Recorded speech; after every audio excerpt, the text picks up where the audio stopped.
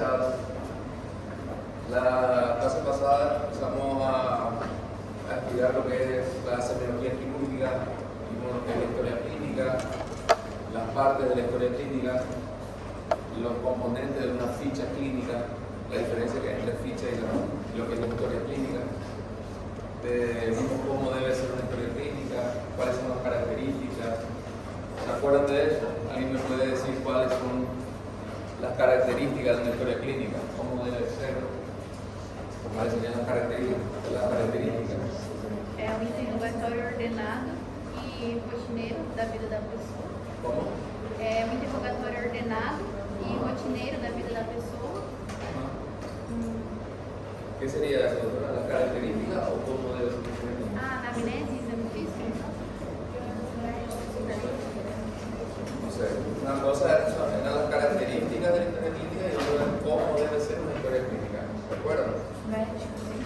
¿Cómo debe ser? Ordenada. Rotineiro, ¿Cómo? rutinária, ordenada, Rutinaria. sistematizada, ¿Qué más? sem omitir etapas. ¿Qué más?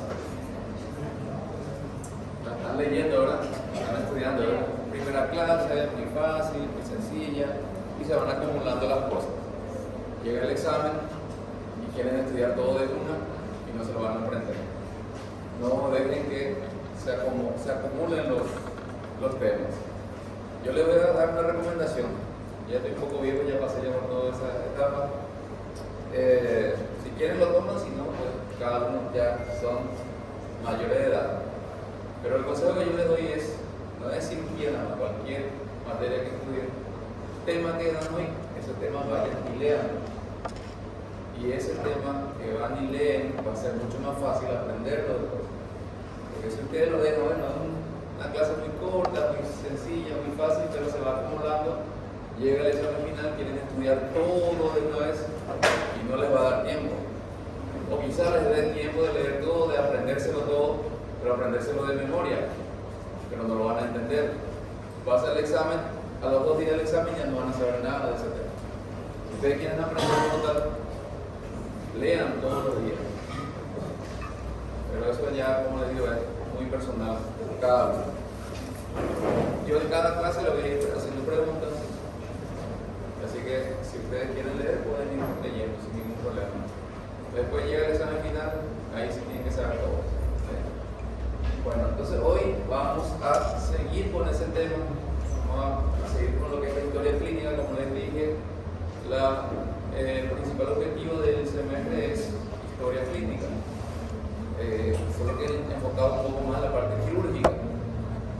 Es un poco aburrido por eso este semestre, un poco aburrido porque no se ven tantas enfermedades como tal, como lo que les gustaría, me imagino, lo que les gusta cirugía, de ver más casos quirúrgicos y esas cosas, pero es más bien esta parte tediosa, un poco aburrida, y es la historia clínica. A mí por lo menos no me gusta, pero no todo lo que nos gusta en la vida es lo que podemos hacer, lastimosamente. Entonces, vamos a ver la historia clínica, vamos a ver dentro de las partes de la historia clínica habíamos visto que tenía 4 partes. ¿O cuántas partes eran? La primera parte es el interrogatorio que se divide otra vez en lo que es datos personales del paciente, motivo de consulta. Entonces vamos a ver esas partes ahora. Vamos a ver lo que es la primera parte, es el interrogatorio dirigido, donde está motivo de consulta, antecedentes remotos de la enfermedad actual, antecedentes patológicos personales y familiares, que es la parte más que nos interesa más como médico, que nos va a aportar datos para poder llegar al objetivo de la historia clínica, que cuál es el diagnóstico, ¿verdad? Entonces, vamos a hablar un poquito de lo que es examen físico en la región afectada, con los 4 pasos, 4 métodos fundamentales para hacer el examen físico. El examen físico general por órganos y aparatos. Esto vamos a verlo en la parte teórica y después en las prácticas vamos a ir viendo más detalladamente a medida que vaya pasando las prácticas. Lo que tocan conmigo y lo que te toca con el otro profesor, pues ya él verá cómo hace su práctica, pues más o menos es la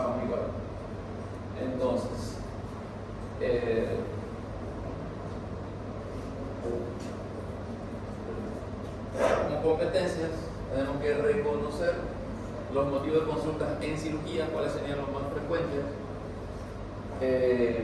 Hay muchos motivos de consulta en cirugía, pero hay algunas que son un poco más frecuentes, que decir, si tenemos que saber.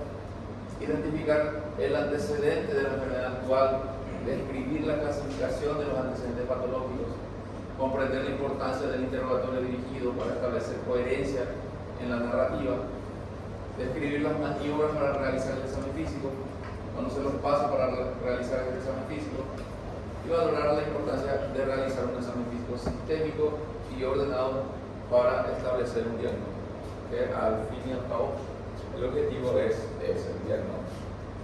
Porque acuérdense que si nosotros no diagnosticamos bien, no vamos a poder tratar bien a nuestro paciente. Entonces, ¿qué sería un motivo de consulta? Los motivos de consulta hay que jerarquizar el o los síntomas, porque puede ser uno solo o puede ser más de un síntoma, por lo cual va a venir el paciente a consultar. A veces viene por dolor nada más, pero a veces viene con dolor, fiebre, náusea. Entonces ya son varios los síntomas. ¿Cuáles serían los más importantes que motivaron al paciente a consultar? En cirugía y en medicina en general,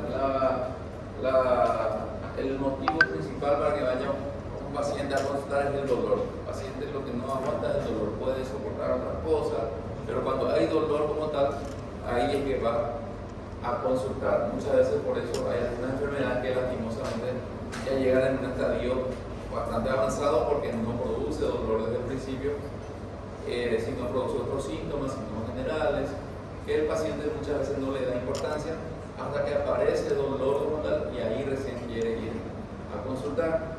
Entonces ya a veces un poco tarde.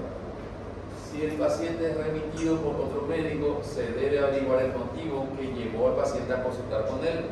Nosotros ya recibimos un paciente que viene remitido de otro centro, ya le dio incluso un cirujano y el cirujano lo manda ya remitido con una historia clínica o una hoja así de revisión donde ya está todo escrito, incluso ya trae sus laboratorios, su diagnóstico, pero igual nosotros tenemos que volver a hacer el interrogatorio y volver a preguntarle al paciente por qué fue que se fue a consultar con ese médico. O sea, no nos importa a nosotros, entre comillas, lo que está escrito, o sea, no es que no nos importe, sino nosotros tenemos que tratar de llegar a nuestro propio diagnóstico y para poder llegar a eso, pues tenemos que interrogar bien a nuestro paciente preguntando desde el principio de por qué fue a consultar y cómo fue que empezó ese motivo de consulta. O sea, me parece que tenemos que traspolarnos al tiempo pasado de cuando empezó. A veces ya pasó una semana, hace una semana atrás que fue a consultar y recién ahora viene, entonces tenemos que volver al pasado para preguntarle bien eso.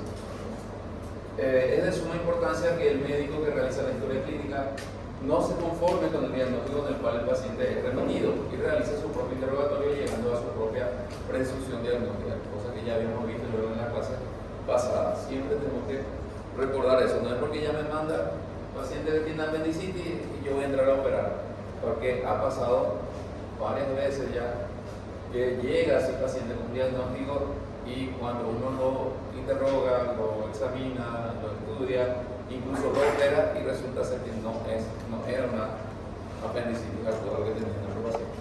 Por eso es importante llegar a esto, pero para todo esto es necesario también, que dijimos, el conocimiento médico, el conocimiento que tenga cada médico, porque de nada sirve que el paciente me diga todo, me describa todo, pero si yo no sé interpretar, si yo no sé lo que es esa enfermedad, pues no lo voy a poder diagnosticar. Le va a pasar la lista un momentito y seguimos.